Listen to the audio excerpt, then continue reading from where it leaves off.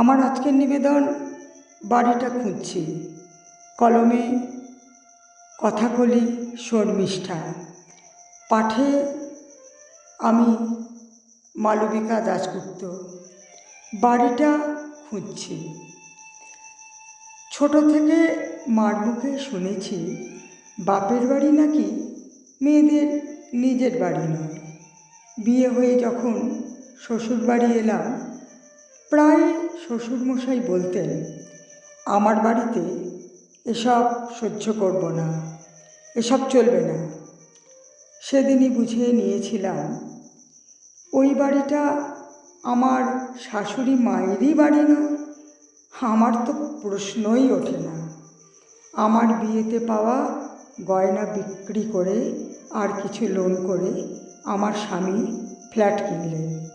আমি মনের মতো করে সাজালাম, ভাবলাম আমার বাড়ি। বুধবার করে দুপুরবেলা খালপাড়ের কাজের মেয়েদের নিয়ে শুরু করলাম সেলাই ক্লাস। একদিন আমার স্বামী জানতে পেরে স্পষ্ট ভাষায় বলে দিলেন, আমার বাড়িতে বস্তি ঢোকানো চলবে না। সেদিন আবার বুঝলাম এই চার দেওয়াল আর ছাদটাও আমার বাড়ি নয়। তারপর ছেলে এসে বলল, বাবা তো নেই, এ বাড়ি ভাড়া দিয়ে এবার চলো আমার বাড়ি। মনে মনে হাসলাম।